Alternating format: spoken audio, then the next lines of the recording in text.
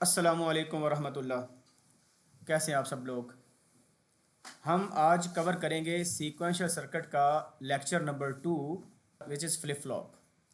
तो flip flop की काफ़ी टाइप्स हैं। डी फ्लिप फ्लॉप है, जे के फ्लिप फ्लॉप है, टी फ्लिप फ्लॉप है, जो कि हम अपनी इस लेक्चर नंबर 2 में कवर करेंगे। ये लेक्चर नंबर 2 का पार्ट नंबर 1 है, that is based on master slave D flip flop.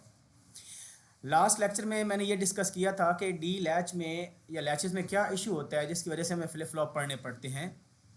तो सबसे बड़ा प्रॉब्लम ये है कि लैच का जो इशू है वो ये है कि लैच में अगर आपके पास इनेबल इनपुट हाई है तो जैसे ही आप इनपुट देते हैं डी में ज़ीरो होता है तो फ़ौरन आउटपुट पर अपीयर हो जाता है, और अगर डी पर 1 होता है तो वो भी आउटपुट पर अपीयर हो जाता है।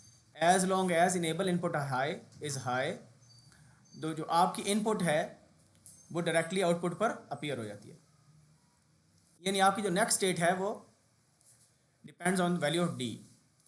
तो इन जनरल जो है, और ये जो चीज़ है ये ऐसी है जिसकी वजह से हम सर्टन किसी भी टाइम पर हम आउटपुट को प्रिडिक्ट नहीं कर सकते, क्योंकि इतना ऐसा बिहेवियर है लैच का जो कि अनप्रिडिक्टेबिलिटी क्रिएट करता है। तो इसको प्रिडिक्टेबल बनाने के लिए हम जो है फ्लिप फ्लॉप का यूज़ करते हैं, और उसके लिए हमें क्लॉक साइकिल चाहिए होता है, एक क्लॉक सिग्नल चाहिए होता है। ये अभी आपको ये जो अनप्रिडिक्टेबल मैंने बिहेवियर बताया इसकी अभी आपको समझ नहीं आएगी। मैं अब जब एग्जांपल आपको भी बताऊंगा कुछ टाइम में तो आपको क्लियर हो जाएगा कि भाई एक्चुअली लैब में प्रॉब्लम क्या है। तो अब एक और पॉइंट जो कि बहुत इंपॉर्टेंट है, किसी भी सीक्वेंशियल सर्किट के लिए आपके पास दो चीज़ें होती हैं। एक आपके पास यहाँ पर कोई स्टोरेज डिवाइस होगी लाइक लैच और फ्लिप फ्लॉप, और एक आपके पास कम्बिनेशन सर्किट होगा। ये ऑप्शनल होता है, कम्बिनेशन सर्किट इज़ ऑप्शनल, लेकिन थ्योरेटिकल पॉइंट ऑफ व्यू से हम कवर कर रहे हैं और प्रैक्टिकली तो यूज़ होता ही होता है। तो किसी भी एक सीक्वेंशियल सर्किट की जो आउटपुट होती है वो डिपेंड करती है दो चीज़ों पर, आउटपुट भी और नेक्स्ट स्टेट भी। तो आउटपुट के लिए हम लेट्स सपोज वाई का यूज़ कर लेते हैं, और नेक्स्ट स्टेट के लिए हम यूज़ करते हैं क्यू टी प्लस वन। तो क्यू टी प्लस वन भी और ये आउटपुट, ये दो चीज़ों पर डिपेंड करती है। कौन सी चीज़? The first one is the present state. For example यहाँ देखें क्यू टी है ना, तो क्यू टी आपके कम्बिनेशन सर्किट में इन हो रहा है। और दूसरी कौन सी चीज़ है? आपकी करंट इनपुट। तो कोई भी सीक्वेंशियल सर्किट होगा उसकी जो आउटपुट है या जो आउटपुट स्टेट है और जो नेक्स्ट स्टेट है, these both depends upon the current input as well as on the present state of that sequential circuit। यानी वो लैच है या फ्लिप फ्लॉप है। तो ये पॉइंट बहुत इंपॉर्टेंट है, इसको आपने समझ लेना है। अब नेक्स्ट अगर हम देखें तो प्रॉब्लम कैसे अराइज होता है इसको हम डिस्कस करने लगे हैं। अब प्रॉब्लम आप देखें आपका कैसे अराइज होता है। फॉर एग्जांपल ये आपके पास इनेबल है, assuming that this is a clock signal, ठीक है। और ये मैंने डी फ्लिप फ्लॉप का एक ब्लॉक डायग्राम बनाई हुई है। वी नो इट कि लेट्स सपोज ये आपके पास ये टी प्लस वन यहाँ पर आना है और ये भी टी प्लस वन यहाँ पर आना है, ठीक है।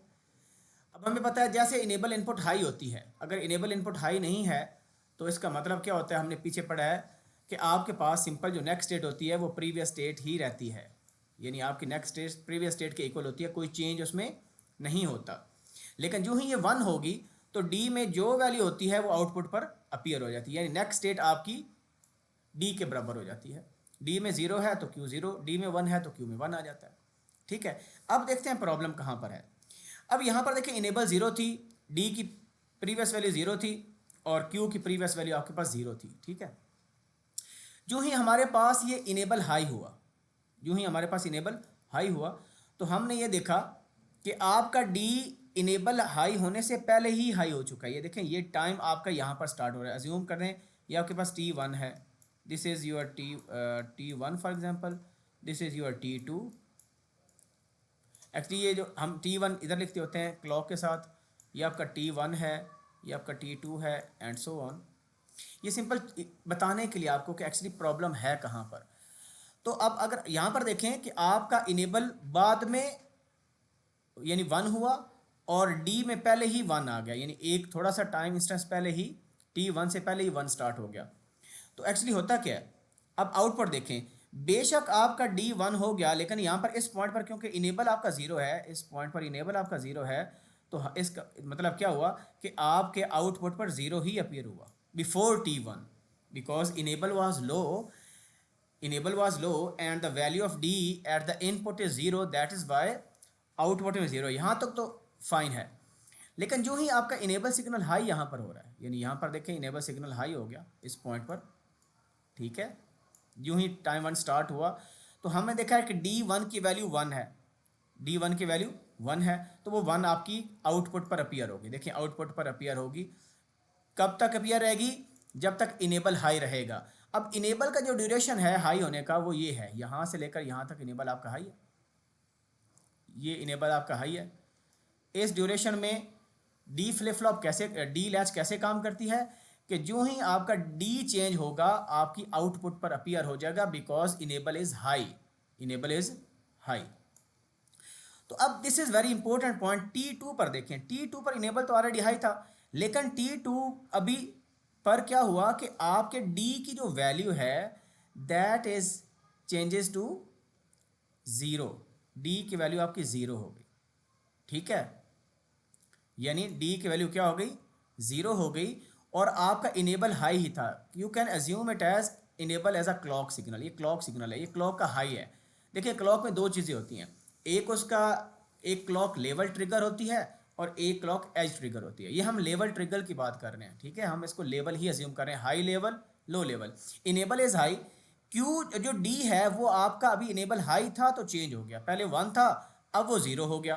तो भाई अगर हम कैसे करते हैं, क्योंकि डी की वैल्यू अपडेट हुई तो इसकी वजह से आपका क्यू भी अपडेट हुआ, आपका क्यू भी अपडेट हुआ, और क्लॉक का अभी तक लेवल हाई ही है, ठीक है। उसके बाद क्लॉक का लेवल लो हुआ, तो जब लेवल लो होता है तो आपकी नेक्स्ट स्टेट क्या रहेगी, फिर आपकी ज़ीरो ही रहेगी, क्योंकि उसके बाद डी भी ज़ीरो हो गया। तो अब प्रॉब्लम क्या है?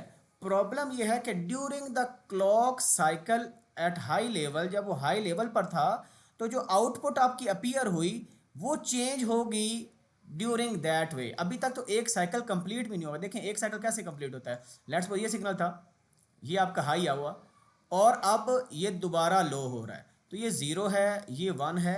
जब आपका दोबारा 0 स्टार्ट हुआ, यानी ये जो पॉइंट है यहाँ तक आपका एक साइकिल कंप्लीट होता है जब नेक्स्ट 0 अपीयर होता है। तो नेक्स्ट 0 अपीयर नहीं हुआ, यानी अब दोबारा इसको थोड़ा सा और बनाएं, तो अगर हम 1 पर फॉर एग्जांपल चेंज कर रहे हैं तो जब नेक्स्ट 1 आएगा तब चेंज होना चाहिए एक साइकिल में। तो इसमें प्रॉब्लम यह है कि आपके एक ही साइकिल में दो चेंजेस हो गई, आपका क्यू हाई भी रहा और फिर क्यू लो भी हो गया। मेरा पॉइंट आप अंडरस्टैंड कर रहे हैं ना? अगर किसी को समझ नहीं आई तो कमेंट सेक्शन में प्लीज़ मुझसे पूछिएगा कि आपका अभी इनेबल हाई है, यानी क्लॉक का हाई लेवल ही चल रहा है, लेकिन आपका क्यू क्या हो गया, वो चेंज हो गया, 1 से 0 हो गया because D was changing. So that is actually causes the unpredictable behaviour of your D latch. अब इसकी एक डिटेल एग्जांपल और करते हैं, आपको समझ आ जाएगी। अब इसमें देखें, फॉरगेट अबाउट दिस पार्ट, यानी इस पार्ट को फिलहाल आप छोड़ दें, assume that you don't have any other D latch, forget about this as well, just look at this output, this is your key QT plus 1 जो कि आपके पास D लैच की एग्जाम्पल है, ठीक है। अब हम अज्यूम करें कि ये हमारे पास अभी कोई पार्ट नहीं है, सिंपल हमारे पास सिर्फ ये वाली पहले डी लैच है। अब देखें ये डाटा लैच डाटा इनपुट आ रही है, ये क्लॉक आपके पास जा रही है and this is your output QM। So QM is the output of first D latch. फिलहाल मास्टर स्लेव को आप भूल जाएं, ठीक है, forget about master slave latch. तो इस एग्जांपल में अगर आप देखें तो क्लॉक के साथ देखते हैं, यहाँ पर देखिए यहाँ पर क्लॉक 0 है, इस पॉइंट पर क्लॉक क्या है, 0 है।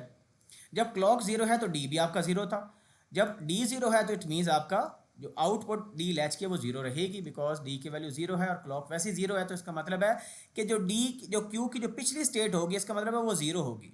क्यों, कैसे पता चला हमें? क्योंकि आपकी क्यू की वैल्यू 0 अपीयर होती है। नॉर्मली आपको डायग्राम बनाने के लिए कहा जाता है तो हम अज्यूम करते हैं या वो देते हैं कि assuming that the current state of the this D latch is 0। तो हम जो है ग्राफ इधर से फिर स्टार्ट करते हैं, जो मैं ये पीछे बना रहा टाइम T1 से पहले बना रहा हूँ। तो ये वैल्यू क्योंकि क्लॉक 0 थी, मतलब इनेबल है basically, this just is acting like in enable. ये अगर 0 है तो इसमें जो क्यू की वैल्यू वही आ गई, अपीयर आपके पास हो गई। अच्छा, नाउ अज्यूम दैट कि आपके पास डी स्टेज 0। यहाँ पर क्या हुआ, आपका क्लॉक हाई हो गया, जब क्लॉक हाई होता है तो हम डी पर देखेंगे कि डी पर क्या वैल्यू है। डी पर तो जीरो पड़ा है, तो अगर डी पर जीरो है तो आपका क्यू जीरो ही रहा, तो पहले भी जीरो था, डजेंट मैटर। फिर आपका क्लॉक क्या हो गया, क्लॉक आपका जीरो हो गया। तो जब क्लॉक जीरो होता है तो वही क्या करते हैं, आप नो चेंज लाते हैं आपकी नेक्स्ट स्टेट में। Okay fine. नेक्स्ट आपका क्लॉक की वैल्यू वन होगी। जब क्लॉक की वैल्यू वन हुई तो डी क्या था, डी वन था, तो आपके आउटपुट पर वन अपीयर हो गया, दैट्स फाइन। अगेन आप इधर आए, यहाँ पर देखें, यहाँ पर क्लॉक आपके पास क्या है, जीरो है, तो डी में जो मर्जी वैल्यू है रिगार्डलेस, तो आपकी पिछली वैल्यू को वो मेंटेन रखेगा, होल्ड करेगा। अब this is very crucial point, यानी इस पॉइंट पे बहुत क्रूशियल, यहां पर आपका इनेबल या क्लॉक वन हो रहा है इस पॉइंट पर, at this point your clock is one. अब यहां पर देखें डी क्या है, डी आपके पास जीरो है, तो इसका मतलब क्या हुआ कि हमारे पास क्यू की वैल्यू जीरो अपीयर होगी। आफ्टर दैट, क्योंकि यहां पर जो क्लॉक चेंज हो रहा है, जो क्लॉक चेंज होके वन से जीरो बन रहा है, वो इस पॉइंट पर बन रहा है, इस पॉइंट पर वन ही है, ठीक है, इस पॉइंट पर वन है। लेकिन इस पॉइंट पर अगर हम नोट करें कि आपका जो जो डी है वो चेंज हो चुका है, डी पहले जीरो था, अब इधर डी चेंज हो गया, इस पॉइंट पर वन बन गया। तो क्योंकि इनेबल आपकी हाई है, तो आपका ये क्यू चेंज होके वन में कन्वर्ट हो जाएगा। बात समझ आ गई है कि आपका इनेबल हाई था, क्यू क्योंकि डी क्योंकि चेंज हुआ जीरो टू वन, इसी वजह से इनेबल के हाई होने से वो इफेक्ट आपको क्यू में भी नज़र आ गया, वो भी जीरो टू वन हो गया, एंड सो ऑन चलते जाएं आप करें अगर, तो आपके पास एक ये पैटर्न है। अब आप मुझे खुद बताएं, आप क्लॉक का साइकिल देखें, क्लॉक का आप देखें कि कब वन आ रहा है, देखें क्लॉक यहाँ पर वन है, ठीक है, यहाँ पर क्लॉक वन है, लेकिन जब क्लॉक हाई है तो उसके दरमियान में ही ट्रांजिशन होगी, यानी यहाँ पर भी ट्रांजिशन होगी इधर, और सिमिलरली यहाँ पर देखें ये ट्रांजिशन कहाँ पर हो रही है, क्लॉक का लेवल वन ही था, तो आपकी ट्रांजिशन होगी। तो इस प्रॉब्लम को हम कहते हैं ग्लिच। क्या कहते हैं इसको, ग्लिच कहते हैं, ऐसे प्रॉब्लम कहते हैं ग्लिच, GLITCH। कि आप देखें कि पहले कितनी स्मूथ आउटपुट आ रही थी, बिल्कुल ये जो लेवल था ना, ये लेवल देखिए इसके साथ मैच कर रहा है, ये वाला लेवल आपके क्लॉक के साथ, कि जब क्लॉक हाई होगी तब लेवल चेंज होगा, कह रहे नहीं इधर चेंज नहीं हो रहा, इधर चेंज नहीं हो रहा। तो हम चाहते हैं कि एक ही क्लॉक साइकिल के अंदर ना, फॉर एग्जांपल ये वन है, अब जीरो है, नेक्स्ट जब वन आए तो इस यहाँ से लेकर इस ड्यूरेशन तक आपके पास एक ही चेंज आए, ताकि आउटपुट हम प्रिडिक्ट तो कर सकें। That is why we go towards the edge trigger flip flop. तो हम इस वजह से लैचेस जो सूटेबल नहीं है, क्योंकि लैचेस क्या करती हैं, ये तो हमने लैच को ही क्लॉक दिया था ना, अगर एक ही लैच की बात की जाए तो ये लैच को ही क्लॉक दिया है, तो आउटपुट हमारी स्टेबल नहीं है, वी कांट प्रिडिक्ट कहाँ पर ये ग्लिच आएगा। तो इन ग्लिचेस को सॉल्व करने के लिए हम दो लैचेस को यूज़ करते हैं विद एन इन्वर्टर। ये भी आपको समझाता हूँ कि how to overcome this problem आपको समझ आ गया कि during high level of a clock, when enable is high और clock is high, you are जो जो आपकी आउटपुट है, जो आपकी नेक्स्ट स्टेट है Q, that couldn't be change, उसको हम चेंज नहीं कर सकते, ठीक है, दैट रिमेन्स सेम, क्योंकि उसके चेंज होने की वजह से आपके पास अनप्रिडिक्टेबिलिटी आ जाती है, ग्लिचेस आ जाते हैं, ठीक है। अब मैं आपको इसका अगर सोल्यूशन बताऊं जल्दी से, तो let me erase this first. अब इसके सोल्यूशन की तरफ हम बाद में आते हैं, एक मिनट। तो इसका सोल्यूशन ये है हमारे पास कि हम क्या करेंगे, दो डी लैचेज यूज़ करते हैं, ठीक है, हमें पता है डी लैच का ट्रुथ टेबल हमें पता है, पहले देख चुके हैं, और एक इन्वर्टर यूज़ करते हैं, ठीक है। तो इन्वर्टर यूज़ करने का पर्पज़ क्या है कि क्लॉक का जब वन आएगा तो एट अ टाइम एक लैच एक्टिव होगी, या ये लैच एक्टिव होगी या ये लैच एक्टिव होगी। खैर आप इधर से बता भी सकते हैं कि कौन सी लैच एक्टिव होगी जब क्लॉक का हाई आएगा। क्लॉक साइकिल किस तरह बिहेव करता है, ऐसे करता है, ये आपके पास जीरो है, फिर आपके पास वन है, फिर जीरो है, फिर वन है, फिर जीरो है, फिर वन है, ठीक है। Your clock is like this, 0 1 0 1 and so on. तो अगर ये इनेबल के साथ कोई बबल नहीं लगी, इसका मतलब है कि जब इसको वन मिलेगा, अभी क्योंकि ये देखें ये आपके पास लैच है, लैच, तो लैच तो इनेबल इनपुट पर काम करती है, तो in this case clock is treating like an enable input. आप इसमें कंफ्यूज नहीं होना, ये तो एज ट्रिगर क्यों नहीं है, एज ट्रिगर इस वजह से नहीं है क्योंकि हम लैच से फ्लिप फ्लॉप बना रहे हैं। ये जब आपके पास पूरा ब्लॉक बन जाएगा ना, यहाँ से ये वाला ब्लॉक अगर पूरा आपके पास बन जाएगा ना, ये वाला ब्लॉक ऐसे, ये वाला ब्लॉक, इस सिंबल को छोड़ दें फिलहाल, ये सिंपल वैसे लिखी हुई है। तो ये ब्लॉक आपका फ्लिप फ्लॉप फिर बन जाएगा। तो जब हम अभी अगर ये कर रहे हैं तो ये आपका लैच ही है, तो इसको हम इनेबल ही समझेंगे। तो अगर हम लेट्स सपोज क्लॉक आपकी ज़ीरो है, क्लॉक आपकी ज़ीरो है, तो क्योंकि ये इनेबल वन पर काम करेगा तो ये डिसेबल हो जाएगा। लेट्स सपोज अगर हम वन की बात करें, फॉर एग्जाम्पल हमारे पास क्लॉक वन है, तो इसको तो डायरेक्ट वन मिल जाएगा। इसका मतलब है जब इसको वन मिलेगा तो जो डी की वैल्यू है वो आउटपुट वाई पर क्या हो जाएगी, अपीयर हो जाएगी। लेकिन इस फ्लिप फ्लॉप इस लैच को क्या मिलेगा, इसको ज़ीरो मिलेगा। ज़ीरो का मतलब क्या हुआ कि ये डिसेबल होगी, आपकी ये वाली जो आउटपुट है that want B appearing on this next state. यही तो हम चाहते थे। पहले हमारा क्या प्रॉब्लम था, पहले हमारा प्रॉब्लम ये आ रहा था कि जो ही हमारा क्लॉक का हाई होता था, हमारा जैसे ही क्लॉक का हाई होता था तो हमारी आउटपुट चेंज हो रही थी। आउटपुट क्या हो रही थी, क्यों चेंज हो रही थी। जिस तरह की देखें पीछे हमने देखा, ये इसमें देखें, नोट करें, यहाँ पर नोट करें इस वाले पोर्शन में इधर, बल्कि I am just highlighting it ताकि आपको इजी समझ आए। इस पॉइंट में देखें जी, इस पॉइंट में आपकी क्लॉक हाई है, क्लॉक हाई है, and during high clock your output जो नेक्स्ट स्टेट है वो चेंज हो रही है। इसको हमने रोकना था, ये ग्लिच है, इसको ख़त्म करना है। तो इसको ख़त्म करने के लिए फिर हमने क्या किया, दो लैचेस लगाई। तो अगर आपकी लेट्स सपोज क्लॉक हाई थी, हम एज्यूम करते हैं कि क्लॉक हाई है, तो क्लॉक हाई होने में क्या होगा कि आपकी जो डी की वैल्यू है ये वाली लैच हो जाएगी एक्टिव, ये लैच हो जाएगी एक्टिव, और इसको क्या मिलेगा, ज़ीरो, क्योंकि आगे इन्वर्टर लगा हुआ है। तो इसका मतलब है सिर्फ यही लैच चलेगी। जब ये लैच चलेगी तो डी की फॉर एग्जाम्पल वैल्यू आपके पास वन है, फॉर एग्जाम्पल वन है, तो जब ये एक्टिव है तो वन इधर आ जाएगा, क्योंकि इसको मिला ज़ीरो। जब इसको ज़ीरो मिलेगा तो ये वन आगे नहीं आएगा, क्योंकि पिछली स्टेट ही रहेगी, वो चेंज नहीं होगी। पहले चेंज हो रही थी, अब चेंज नहीं होगी। फिर नेक्स्ट जब क्लॉक का साइकिल आएगा, वो तो साइकिल कह रहा हूँ, जो नेक्स्ट क्लॉक का पार्ट है वो ज़ीरो आ रहा है आपको, वो आपको ज़ीरो मिल रहा है। अगर ज़ीरो मिलेगा इसका मतलब है कि यहाँ पर नेक्स्ट डी की जो मर्जी वैल्यू आ रही है, क्योंकि यहाँ पर ज़ीरो मिल गया आपको, अगर इधर ज़ीरो मिल गया तो ये डी की वैल्यू आगे नहीं जा सकेगी, वो वन ही रहेगी। और जब ज़ीरो दिया तो ये इन्वर्टर लगा, ये इसको क्या कर देगा, हाई। अब ये वाली वैल्यू अपीयर हो जाएगी आपकी। यानी इसका मतलब है कि जब क्लॉक आपका वन से ज़ीरो जा रहा है, किससे जा रहा है, वन से ज़ीरो जा रहा है, तो तब आपकी नेक्स्ट स्टेट अपीयर होगी। डी की वे वैल्यू जो भी वैल्यू है वन या ज़ीरो, ये आउटपुट पर आपकी अपीयर होगी जब क्लॉक वन से ज़ीरो जाएगा। तो वन से ज़ीरो बनाने के लिए मैं ऐसे कर रहा हूँ, ये वन है ये ज़ीरो, तो अब देखें एक साइकिल यही होता है पूरा, ठीक है। तो मेरी बात होपफुली समझ आ रही होगी कि हम यही चाहते थे कि during the high level of clock you have to stay, you have to make the value of Q remain same. तो वो हमने अपना अचीव कर लिया। अब इसमें तो हमें कैसे पता चलेगा वन टू ज़ीरो, अगर लेट्स सपोज आपको नहीं पता, फॉर एग्जांपल आपको नहीं पता, इसमें लेट्स सपोज मैं इसको, अगर ये इरेजर से चेंज होता है तो let's change this the whole thing, ठीक है।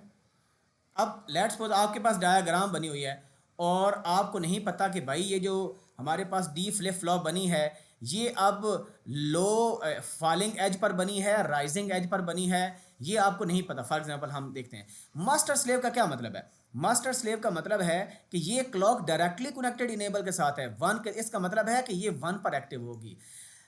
ये जो स्लेव लिखा हुआ है, स्लेव का मतलब है कि ये क्लॉक इन्वर्टर के बाद आ रही है, यानी यहाँ पर बबल लगी है। जो भी क्लॉक है उसका क्या है यहाँ पर बबल, तो ये बबल शो करता है कि ये एक्टिव लो पर काम करेगी। तो एक्टिव लो तब ही होता है जब आपका वन से ज़ीरो ट्रांजिशन हो रही हो, ये वन है ये ज़ीरो, तो वन से ज़ीरो जब हम ट्रांजिशन करते हैं तो हम कौन सा एज होता है, फॉलिंग एज, इसको नेगेटिव एज भी कहते हैं। तो ये जो फ्लिप फ्लॉप हम बनाएंगे ये नेगेटिव एज ट्रिगर्ड होगी या फॉलिंग एज ट्रिगर होगी। अगर यहाँ पर बबल अगर होता तो इसका मतलब है कि ये वाली आपकी नेगेटिव एज ट्रिगर होती और ये वाली पॉजिटिव एज ट्रिगर होती। समझ आ गई, पर कहने का मतलब है हम जो पॉजिटिव, सॉरी ये मैं नेगेटिव पॉजिटिव बता दिया, मैं दोबारा एक्सप्लेन करता हूँ कि जब आपका जो भी आउटपुट, क्योंकि जो आउटपुट आपकी है वो कनेक्टेड है स्लेव के साथ, तो हम देखेंगे स्लेव की इनेबल में क्या है, वो डायरेक्ट क्लॉक है या उसका इन्वर्ट है। अगर तो डायरेक्ट क्लॉक है तो इसका मतलब है वो राइजिंग एज है। फिर राइजिंग एज कब होता है, जब ज़ीरो से क्लॉक वन हो रही होती है, ये राइजिंग एज है। अगर आपकी आउटपुट कनेक्टेड है एक्टिव लो इनेबल के साथ उसके पीछे इन्वर्टर लगा हुआ है, तो इसका मतलब है कि तब हमारा जो फ्लिप फ्लॉप होगी वो फॉलिंग एज होगी। क्यों falling edge? Because your this D जो स्लेव डी लैच है that is connected to the inverted clock. Inverted clock का मतलब है कि वहां पर 1 से 0 जब क्लॉक होगी तब वो एक्टिव होगी। तो इससे पता चलता है कि आपकी फ्लिप फ्लॉप जो बनेगी विद लैचेस वो फॉलिंग एज होगी और या राइजिंग एज होगी। तो इस केस में हमारे पास क्या पता चला कि ये क्योंकि जो आउटपुट नेक्स्ट स्टेट है आपके पास वो कनेक्टेड आपके पास उसमें जो क्लॉक लगी हुई है वो इन्वर्टेड लगी हुई है। That is why this is the falling edge triggered D flip flop. अगर आउटपुट कनेक्टेड होती डायरेक्ट के साथ और ये होता है इन्वर्टेड के साथ तो फिर हम उसको कहते हैं राइजिंग एज या पॉजिटिव ट्रिगर्ड आपकी फ्लिप फ्लॉप आ जाती है। होपफुली समझ आ गया। ये जो डायग्राम है ना इसको कहते हैं डायनामिक इनपुट इंडिकेटर। ये जो ऐसे करके सर्कल बना होता है, अगर इसके साथ बबल लगी हुई है, ये देखिए बबल लगी हुई है, बबल लगी हुई है तो इसका मतलब ये जो डी फ्लिप फ्लॉप है ये नेगेटिव एज ट्रिगर्ड है और फॉलिंग एज। जब क्लॉक का फॉलिंग एज आएगा ये तब आउटपुट अपीयर करेगी, ये तब नेक्स्ट स्टेट को चेंज करेगी। ठीक है, जब कौन सा एज आएगा? जब नेगेटिव, जिस तरह हमने देखा 1 to 0 जब चेंज होती है। तो जब 1 to 0 चेंज होगी, 1 to 0 जब भी आएगा तो तब ये आउटपुट को शो करेगा नेक्स्ट स्टेट पर। तब ये जो y लगा हुआ है पहली लैच का आउटपुट ये तब अपीयर होगा नेक्स्ट स्टेट में अगर जब ये फॉलिंग एज आएगा। तो अब हम इसका सोल्यूशन देख लेते हैं। मेरे ख्याल में ये सोल्यूशन में I think so let's suppose ये सोल्यूशन में मैं आपको दिखाता हूँ। ये पिक्चर थोड़ी सी ऊपर करके आपको सोल्यूशन दिखाते हैं। Now you can see that. अब इस सोल्यूशन को हम जस्ट थोड़ा सा देख लेते हैं। अब ये हमारे पास पहले मास्टर स्लेव है, सॉरी मास्टर लैच है, ये आपके पास स्लेव लैच है और उसी तरह के सेम डायग्राम है। अब हमारे ये प्रॉब्लम हमने आइडेंटिफाई किया था कि यार ये ग्लिचेस जो है ना ये नहीं आनी चाहिए, ये ग्लिचेस नहीं आने चाहिए। ठीक है, चलिए अब हम देखते हैं अपने प्रॉब्लम को सॉल्व करते हैं। पीछे तो वही है, उसमें तो कोई ऐसा चेंज नहीं आई। ठीक है, यहाँ पर हम देखते हैं जी आपका कि आउटपुट, ये आउटपुट क्यू ये कैसे अपीयर होगी। हम दोबारा ये तो हमने बना लिया था, यहाँ तक हमने कर लिया था। ठीक है, अब हमने सिंपल इसी को यूटिलाइज करके क्यू, ये क्यू जो आपके पास लिखा हुआ है ना एस, इसको हमने देखना है। ठीक है, क्यू एम पहले लैच की आउटपुट है and Q S is the output of your second latch which is your next state. तो ये क्यू टी प्लस वन आपके पास है, क्यू टी प्लस वन। ठीक है, चलिए जी अब हम स्टार्ट करते हैं। देखते हैं क्लॉक आपका लो है, क्लॉक आपका ज़ीरो है, फाइन। अगर क्लॉक आपका ज़ीरो है तो हम क्लॉक को इधर ज़ीरो दे देते हैं, यहाँ पर क्लॉक को ज़ीरो दे देते हैं। क्लॉक ज़ीरो होने का मतलब क्या है? क्लॉक ज़ीरो होने का मतलब ये है कि ये वाली जो मास्टर लैच है काम नहीं करेगी और ये वाली काम करेगी।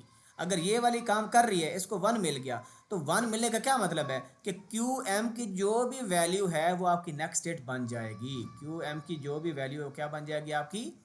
वो क्यू एस बन जाएगी। अब यहाँ पर हम क्यू एम को देखेंगे, भाई क्यू एम पर तो ज़ीरो है, तो अगर क्यू एम पर ज़ीरो है तो यहाँ पर आपका क्या आ गया? ज़ीरो आ गया। बल्कि ये मैं आगे बना दिया मैंने। यहाँ पर हमने देखना था कि आपका अगर ज़ीरो है क्लॉक, अगर ज़ीरो है तो इसका मतलब क्या है कि ये काम तो करेगा नहीं, करे ये 1 आ जाएगा। तो क्यू एम की पिछली वैल्यू देखें क्या है? ज़ीरो। तो यही आपका यहाँ पर अपीयर हो गया आपकी नेक्स्ट स्टेट में। नेक्स्ट क्या हुआ? क्लॉक आपकी हाई हुई। जब क्लॉक आपकी हाई हुई तो इसका मतलब है कि इसको 1 मिलेगा और इसको 0 मिलेगा। ठीक है, यहाँ पर 1 मिला, यहाँ पर 0 मिला। तो जब इसको 1 मिलता है तो हम क्या करते हैं कि जो डी की वैल्यू होती है वो अपीयर होती है पहली लैच पर, पहली लैच के आउटपुट पर। तो अब हम यहाँ पर डी की वैल्यू देखेंगे। डी की वैल्यू इस वक्त 0 है। अगर डी की वैल्यू 0 है तो इसका मतलब क्या हुआ? क्यू एम की वैल्यू क्या हो जाएगी? 0 हो जाएगी। तो ये 0 हम पहले लिख चुके हैं। ठीक है, क्योंकि ये 1 था और ये 0 था तो इसका मतलब क्या हुआ कि हाँ ये वाली लैच जो स्लेव लैच है ये आगे फॉरवर्ड नहीं करेगी वैल्यू, जो पिछली क्यू की वैल्यू वही रहेगी। तो इस वजह से हमने यहाँ पर देखा कि आपके पास पिछली जो क्यू की वैल्यू थी वो स्टे रही। समझ आ गई बात की? गुड। अब आगे देखें, क्लॉक आपके पास यहाँ पर क्या है? 0। यहाँ पर क्लॉक 0 है। तो क्लॉक 0 तो इधर इस पॉइंट पर ही होगी, ये जो क्रॉस में लगा रहा हूँ इस पर क्लॉक आपके 0 होगी। तो जो ही क्लॉक ज़ीरो है तो क्लॉक ज़ीरो का मतलब है कि आपके पास क्या होगा, फिर यहाँ पर आएगा ज़ीरो, यहाँ पर क्या आएगा ज़ीरो, और ये क्या बन जाएगा, ये वन बन जाएगा। इसका मतलब है कि जो क्यू एम की पिछली आउटपुट थी वो अपीयर हो जाएगी नेक्स्ट स्टेट में। अब क्यू की पिछली आउटपुट क्या थी, ज़ीरो थी, तो वो आपकी नेक्स्ट स्टेट यानी आपकी क्यू टी प्लस वन में अपीयर हो जाएगी। सही हो गया। नेक्स्ट अब हम आते हैं, अब हमारे पास यहाँ पर वन बन रहा है, इधर वन बन रहा है। अब ये गौर से देख रहे हैं, जब क्लॉक वन हुआ तो अब आप क्या करें, इधर वन दे दें, इस जगह पर वन दे दिया। अगर इसको क्लॉक को वन दिया तो जो डी, और अगर इसको वन गया तो यहाँ पर क्या बन गया, यहाँ पर ज़ीरो मिल गया। तो ये वैल्यू फॉरवर्ड नहीं करेगा। वन का मतलब है कि डी की जो वैल्यू है वो पहली लैच की आउटपुट पर अपीयर होगी। तो अगर आपका ये वन है तो डी की वैल्यू कितनी है भाई, डी की वैल्यू वन है, तो ये क्यू एम पर देखें यहाँ पर क्या हो गई, अपीयर हो गई। परफेक्टली फाइन, ठीक है। क्योंकि ये ज़ीरो था, ये क्या था, यहाँ पर क्योंकि ज़ीरो था इधर, तो इस वजह से ये वैल्यू आगे मूव नहीं होगी, क्योंकि पिछली वैल्यू रहेगी। क्योंकि पिछली वैल्यू ज़ीरो थी, इसी वजह से आपको क्या मिला, ज़ीरो मिला। समझ आ गई बात की। अब मैं आपको यहाँ तक बताऊँगा, सेकंड ग्लिच आप खुद ही रिमूव कर सकते हैं। अब हम करीब पहुँच चुके हैं। यहाँ पर क्या था, यहाँ पर आपके पास इनेबल क्लॉक ज़ीरो है। अगर क्लॉक ज़ीरो है तो इसका मतलब है पहली वाली ये काम नहीं करेगा, जब ये हाई होगा तो इसको वन मिल जाएगा। इसको वन मिलेगा तो ये क्यू एम को किधर पास कर देगा, नेक्स्ट स्टेट पर। क्यों, जब इसको क्लॉक को वन मिलता है तो इस पे जो भी इनपुट होती है, इनपुट क्या है, क्यू एम है, तो वो आउटपुट पर अपीयर हो जाएगी। तो हम क्या करेंगे, ये ज़ीरो था, इसने काम कोई नहीं किया, तो जो क्यू एम की वैल्यू है, भाई क्यू एम की क्या वैल्यू है इस पर, वन है, तो देखिए आउटपुट पर आपका वन आ गया। तो इसका मतलब क्या हुआ कि आपकी डायरेक्ट वैल्यू नहीं पहुंच रही, बल्कि डिले के साथ पहुंच रही है। नो जी, अब इस पॉइंट पर आए, this is very very crucial point. यहां पर क्या हुआ, आपका क्लॉक हुआ हाई। जब क्लॉक हाई हुआ तो हमें पता है ये काम करेगा, ये काम करेगा, और इधर क्या मिल जाएगा, ज़ीरो। जब ये काम करेगा तो जो भी डी की वैल्यू है वो क्यू एम पर अपीयर होगी। तो इस वक्त डी की वैल्यू देखिए भाई, डी की वैल्यू तो ज़ीरो है, डी की वैल्यू क्या है, ज़ीरो, तो ये अपीयर कहाँ हो रही है, क्यू एम पर। तो देखें आपका ये क्यू एम क्या हो गया, ज़ीरो हो गया। क्यू एम क्या हो गया, ज़ीरो हो गया। ये मेरा, अच्छा, जब क्यू एम ज़ीरो हुआ, क्योंकि इधर ज़ीरो मिला है, तो इसका मतलब है जो भी आपके पास क्यू एम की वैल्यू है वो आगे आनी चाहिए थी, वो आगे आनी चाहिए। वेट अ मिनट, नहीं, इसका मतलब होता है क्यू एम की वैल्यू आगे नहीं जानी चाहिए, बल्कि जो पिछली स्टेट थी वो आगे जानी चाहिए, क्योंकि ये वैल्यू तो आगे नहीं मूव करेगी। तो पिछली स्टेट क्या थी हमारे पास, वन। इसको मैं दोबारा एक्सप्लेन करता हूँ, प्लीज़ पे अटेंशन। ये थोड़ा सा ट्रिकी है, इसको मैं थोड़ा सा रब करके आपको ये पार्ट दोबारा समझाता हूँ, ठीक है ना। ये काफ़ी खिचड़ी बन गई है इधर, तो आप इसको बैक करके भी देख सकते हैं। यहाँ पर मैं दोबारा बनाने लगा, जहाँ पर ग्लिच आया है ये आप लाजमी समझिएगा।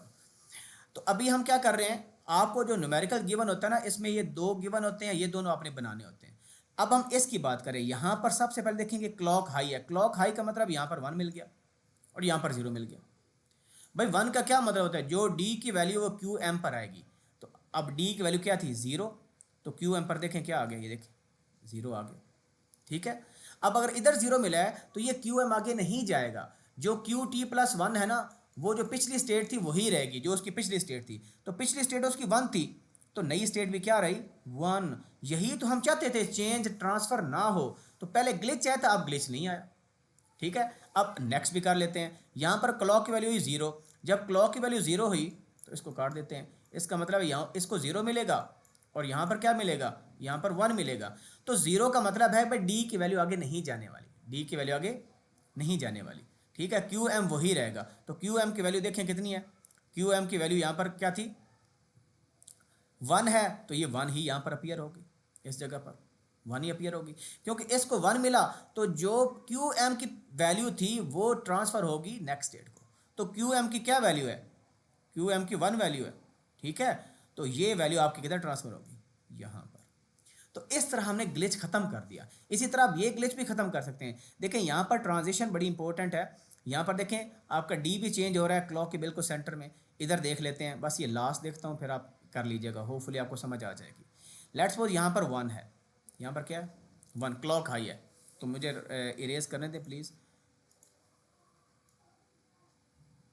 इसको। तो ये बहुत ही ट्रिकी टॉपिक है, तो इसको आपने गौर से करना है। ये मैंने ग्लिच देखने के लिए, भाई ये ग्लिच खत्म होती है कि नहीं होती। यहाँ पर हमने क्लॉक को किया 1, जब क्लॉक को 1 किया तो यहाँ पर क्या हो जाएगा 0। 1 का मतलब है जो डी की वैल्यू वो पास होगी क्यू एम को, तो डी की वैल्यू क्या थी इस पर, हाई थी। तो देखिए आपका क्यू एम क्या हो गया, हाई हो गया। क्यू एम हाई हो गया, फाइन। यहाँ पर 0 है तो क्यू एम आगे नहीं जाएगा, तो जो Q की पिछली वैल्यू है वही रहेगी। तो Q की पिछली वैल्यू कौन सी है, ये इस QS की बात कर रहे हैं, इसकी पिछली वैल्यू वही रहेगी। तो पिछली वैल्यू इसकी क्या थी, पिछली वैल्यू इसकी 0 थी, देखें पिछली वैल्यू 0 थी।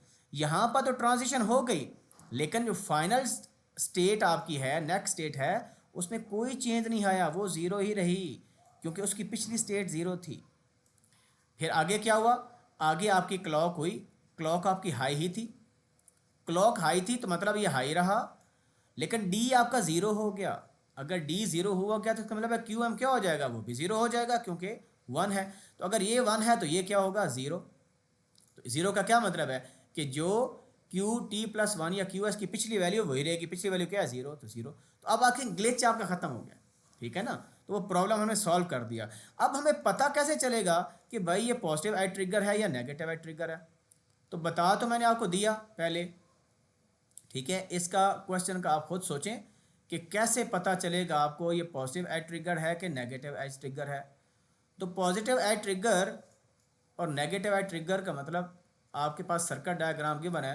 तो जो मैंने आपको पॉइंट बताया, तो मैंने क्या बताया कि जो फाइनल स्टेट आपकी है, यानी जो क्यू टी प्लस 1 है, ये वाली जो आउटपुट है, इसका क्लॉक के साथ अगर वो इन्वर्टेड क्लॉक है तो फिर इसका मतलब है ये फॉलिंग एज है। कौन सा एज है, फॉलिंग एज। तो अगर ये नेक्स्ट स्टेट डायरेक्ट क्लॉक से कनेक्टेड है तो फिर राइजिंग एज है। अब हमें कैसे पता चलेगा कि फिर राइजिंग एज है फॉलिंग एज है, चेक कर लेते हैं। This is your clock. अब हमने क्लॉक को गौर से देखना है और फाइनल आउटपुट को देखना है, बस जस्ट लुक। अब क्लॉक में जितने नेगेटिव एज है ना वो आप बना लें। ये आपका 1 से 0 हो रहा है, ये 1 से क्या हो रहा है 0 हो रहा है। उसके बाद अगला ये 1 से 0 हो रहा है, ये 1 था, ये 0 था। नेक्स्ट राइजिंग फॉलिंग एज कहाँ पर है, ये है, ये आपका 1 है, ये आपका 0 है। नेक्स्ट फॉलिंग एज कहाँ पर है, ये है, ये 1 है, ये 0 है। नेक्स्ट फॉलिंग एज कहाँ पर है, यहाँ पर है, ये 1 था, ये 0। और नेक्स्ट फॉलिंग एज कहाँ पर आ रहा है, इधर आ रहा है। अब हम देखते हैं क्या वाकई फॉलिंग एज पर आपका जो भी वैल्यू डी की थी, जो भी डी की वैल्यू होगी वो फॉलिंग एज ऑफ क्लॉक या नेगेटिव एज ऑफ क्लॉक पर ही नेक्स्ट स्टेट बननी चाहिए। चेक करते हैं, यहां पर देखें जी, पहला फॉलिंग एज कहां पर आया, पहला फॉलिंग एज इधर आया, इस जगह पर, ये मैं हाईलाइट कर रहा हूं, यहां पर पहला फॉलिंग एज आया। अब डी की वैल्यू देखें, डी की वैल्यू 0 थी, तो जो ही फॉलिंग एज आया, आप इधर देखेंगे, क्योंकि पिछली आपके पास जो आउटपुट थी वो 0 चल रही होती है। पिछली आउटपुट मैंने आपको पहले बताया था कि हम 0 से स्टार्ट करते हैं, ये 0 आपके पास है। तो जब तक फॉलिंग एज नहीं आएगा हमने उसको 0 ही रखना है, 0 ही रखा। फॉलिंग एज आ गया, जो ही फॉलिंग एज आया, check at the output of D, sorry check at the value of D, जो कि इनपुट है वो 0 है। यहाँ पर हमने चेक किया उसको कि भाई क्या वैल्यू आ रही है, 0 आ रही है। तो 0 आ रही है, तो इसका मतलब क्या हुआ कि जो ही फॉलिंग एज आएगा तो इसका मतलब है फाइनल आउटपुट पर 0 आ जाएगा। यानी अगर आपने ये ना लिखना हो, सिंपल आपने ये बनानी हो, तो इसको बनाने के लिए आपको जो तरीका मैंने बताया, सारा प्रोसीजर गो थ्रू का, कैसे ये क्लॉक से इस पर आते हैं, इससे फिर इस पर आते हैं। लेकिन अगर आपने पेपर पर जब करना है, क्वेश्चन करना है, क्विज करना है, कोई फाइनल में कोई आंसर करना है किसी का, तो आपने ये नहीं देखना कि पहले ये बनाए फिर ये बनाए, it will too much time consuming. आपने सिंपल नेगेटिव एज को देखना है। क्यों, कैसे पता चला negative edge, because this clock जो कि नेक्स्ट स्टेट की क्लॉक है, ये इन्वर्टर से कनेक्टेड है। इसी वजह से अगर ये वेवफॉर्म बनानी ना आपने, तो आपने डायरेक्ट ये नेगेटिव एज को देखना है बस। और हाँ, अगर ये बनानी है तो फिर सिंपल जो क्योंकि ये पहली लैच है, इसमें दूसरी लैच का तो काम ही कोई नहीं है, तो ये आपका बन जाएगा आराम से। तो मैं प्रॉब्लम भी लेकर सॉल्व करूंगा अगली वीडियो में। अब देखिए नेगेटिव एज आया, हमने क्यू की डी की वैल्यू देखी 0 थी, तो ये 0 आपकी अपीयर यहाँ पर होगी, दैट्स फाइन। उसके बाद जब तक नेक्स्ट एज आपका नहीं आएगा ना, आपने इस वैल्यू को 0 ही रखना है, इस वैल्यू को 0 ही रखना है। जो ही नेगेटिव एज आया तो यहाँ पर चेक करें ज़रा कि भाई डी की क्या वैल्यू है, डी की वैल्यू तो 1 है। तो क्योंकि नेगेटिव एज आ गया नेगेटिव एज आ गया तो ये डी की वैल्यू आपकी आउटपुट पर अपीयर हो जाएगी। अब जब तक नेगेटिव एज नहीं आया, कंटिन्यू दिस वैल्यू एज 1। जो ही नेक्स्ट आपका नेगेटिव एज या फाइलिंग एज आया, just look at the value of D, वो अगेन 1 है तो move on move on move on move on, यहाँ पर आ गए। यहाँ पर अगेन फाइलिंग एज आया, just look at the value of D which is 1, so move on, carry on carry on carry on. Yes, इस पॉइंट पर आप पहुंचे, ये फिर फॉलिंग एज है, वैल्यू क्या है डी की, वैल्यू 0 है। तो इसका मतलब क्या हुआ कि अब डी की वैल्यू क्योंकि फॉलिंग एज आ गया है तो हम अब क्या कर देंगे, इस क्लॉक के बाद अपने को क्या कर देंगे, 0 कर देंगे। फिर नेगेटिव एज कहाँ पर आया, यहाँ पर आया, तो यहाँ पर जब नेगेटिव एज आया तो डी की क्या वैल्यू थी, 0, तो डी की वैल्यू 0 रही।